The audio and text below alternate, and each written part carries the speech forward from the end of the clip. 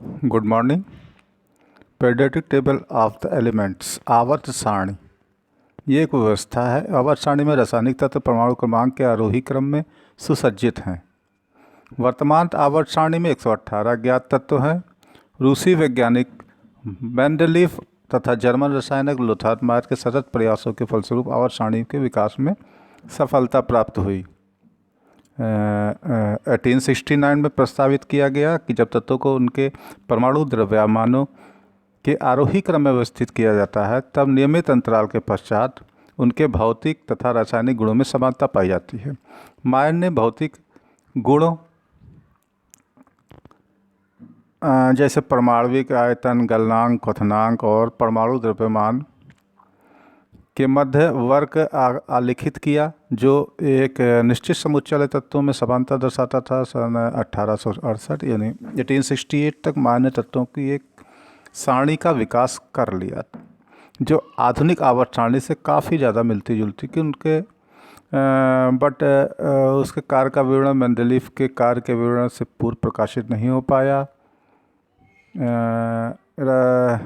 Next आप देखते हैं वर्तमान में जो आवर्त सारणी है। अच्छा, एक आवर्त सारणी और आई थी फिर बाद में, थियोडोर बेनेफी की स्पाइरल आवर्त सारणी। ये इस तरीके की आवर्त सारणी थी। ये नोबेल गैसेज हैं, अल्कली गैसेज हैं, लिग्नाइट एक्टिनाइड हैं, ट्रांजिशन मेटल्स हैं, लेकिन इसका कोई बहुत ज़्यादा प्रयोग नहीं हो पाया। अब बताते हैं आपको ब्लॉक्स। ये सब पहले पढ़ चुके हैं। ब्लॉक्स के विषय में बताते हैं। S block, D block, P block और एफ ब्लॉक।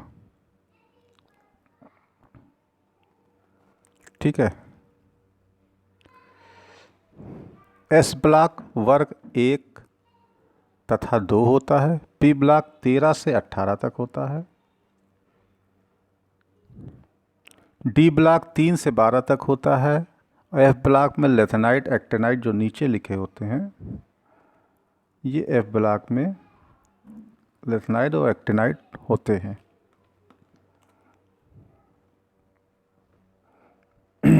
मुख्य वर्ग तत्व एस खंड तथा पी खंड यानी एस ब्लॉक और पी ब्लॉक के तत्वों को सम्मिलित रूप से मुख्य वर्ग तत्व कहा जाता है।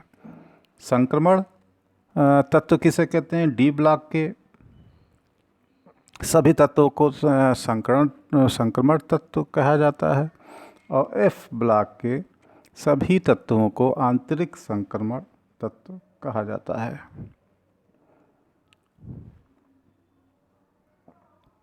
अब आवर्त सारणी में प्रथम आवर्त में केवल 2 तत्व हैं। ये सबसे छोटा आवर्त है, ये आपका सबसे छोटा आवर्त है। इसमें केवल 2 तत्व आते हैं। द्वितीय और तृतीय आवर्त में 8 तत्व हैं, इसे लघु आवर्त कहा जाता है। सेकेंड एंड थर्ड में। चतुर्थ और पंचम आवर्त में 18 तत्व हैं, इन्हें गीर्घ आवर्त कहा जाता है। षष्ठम और सप्तम में यानी 6 एंड 7th आवर्त में 32 तत्व हैं, ये सबसे बड़ा आवर्त कहलाता है।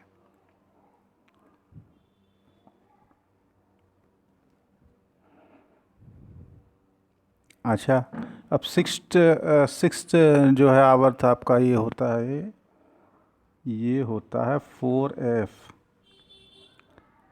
इसमें परमाणु क्रमांक 57 से 71 तक के तत्व हैं, इन्हें लैंथेनाइट कहा जाता है। और ये 5F यानी कि ये 7th आवर्त के तृतीय वर्ग में थर्ड ब्लॉक्स में परमाणु क्रमांक 89 से 103 तक वाले तत्व हैं, इन्हें एक्टिनाइट कहा जाता है।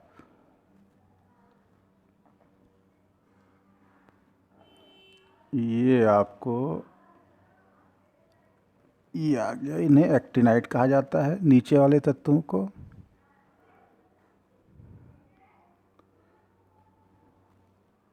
ये एक्टिनाइड हैं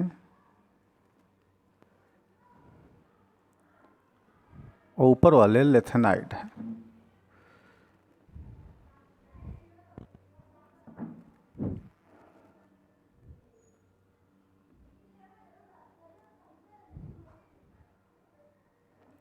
अब नई मेन बातें आपको बता देते हैं।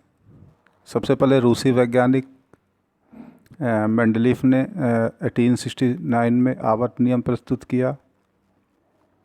इसमें इनका मानना ये था कि यदि दो तत्वों के परमाणु भार को वृद्धि क्रम में रखा जाए तो वे तत्व जिनके गुण समान होते हैं एक निश्चित अवधि के बाद आते हैं।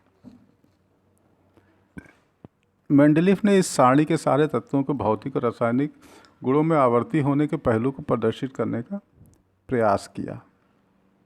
ये मेंडलीफ की आवर्त सारणी में कुल 8 तत्व थे। उस समय निष्क्रिय गैसों की खोजें नहीं हुई थी। बाद में निष्क्रिय गैसों की खोज के पश्चात आधुनिक जो आवर्त सारणी है हमारी,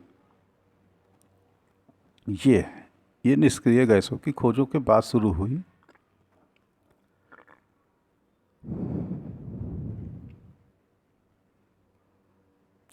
नवे वर्ग से सम्मिलित किया गया। इसमें नवे वर्ग को शून्य वर्ग कहते हैं। वर्ग 1 से 8वें तक के वर्ग को रोमन अक्षर फर्स्ट, सेकंड, थर्ड, फोर्थ, 5, 6, 7, 8 द्वारा प्रदर्शित किया जाता है। नवे वर्ग को शून्य द्वारा प्रदर्शित किया जाता है।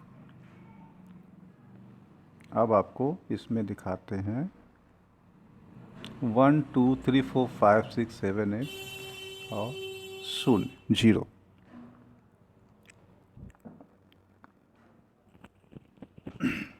इस विकास के अंतिम चरण में राग, वर्नर, बोहर, बरी आदि वैज्ञानिकों ने आवर्त सारणी का आधुनिकतम रूप बनाया जो वर्तमान तक चलन में है। इन्होंने मेंडलीफ के आवर्त सारणी में उपस्थित श्रेणियों को खत्म किया तथा वर्गों की संख्या को 9 से बढ़ाकर 18 कर दिया। इसके बाद भी हाइड्रोजन का 2 स्थानों पर होना और लेथेनाइड, एक्टिनाइड तत्वों का सारणी में स्थान न होना 2 मुख्य दोष अभी भी हैं। इसमें ये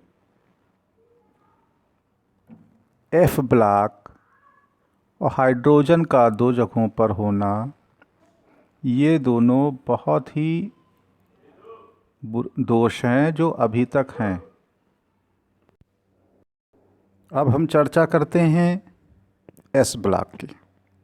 इसमें कुल 14 तत्व होते हैं। ये समूह 1 में आता है। इसमें क्षार धातुएं और हाइड्रोजन ये पहले समूह में आते हैं और दूसरा जो दूसरी लाइन है इसमें क्षारीय मृदा धातुएं होती हैं। ये वो तत्व होते हैं जिनका अंतिम इलेक्ट्रॉन एस कक्षक यानी एस ऑर्बिटल में प्रवेश करता है। समूह 1 इसमें आपका बता दे रहे हैं। समूह 1 में आता है H hydrogen, Li lithium, Na sodium, K potassium, Rb rubidium, CS caesium और Fr फ्रांसियम। ये इतने तत्व आते हैं। अब आपका आता है समूह 2 जो Be यानी बेरिलियम से शुरू होता है। इसमें बेरिलियम होता है, फिर मैग्नीशियम होता है, फिर कैल्शियम होता है, Ca calcium, Sr स्ट्रोटियम, Ba bohrium, barium और Ra रेडियम होता है। इसके बाद नेक्स्ट जो आता है वो आता है आपका एफ ब्लॉक। ये सबसे नीचे वाला ब्लॉक होता है। कुल 28 तत्व होते हैं। लेथनाइट्स इसमें जो है ये कुल 28 तत्व होते हैं। लेथनाइट्स की 14 तत्वों की श्रृंखला होती है और एक्टिनाइड यानी ऊपर वाले लेथनाइड होते हैं, नीचे वाले AC से शुरू होता है एक्टिनाइड। ये सीरियम Ca परमाणु संख्या 58 से लेके ल्यूटेटियम यानी Lu परमाणु संख्या 71 तक होते हैं। La से लेके Lu तक।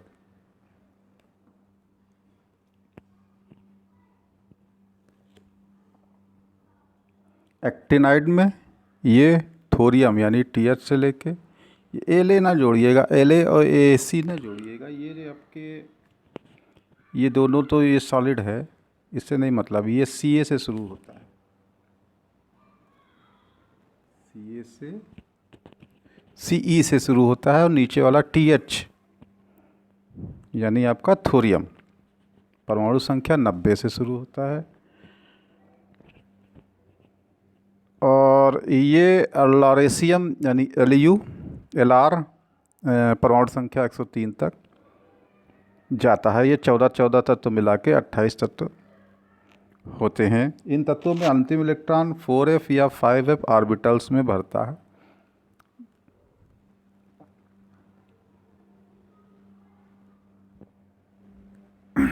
और प्रत्येक ऑर्बिटल में अधिकतम 14 इलेक्ट्रॉन आ सकते हैं, इसलिए प्रत्येक श्रृंखला में 14 तत्व ही होते हैं। अब आपका नेक्स्ट डे हम पढ़ेंगे, आपका बचा है डी ब्लॉक और पी ब्लॉक।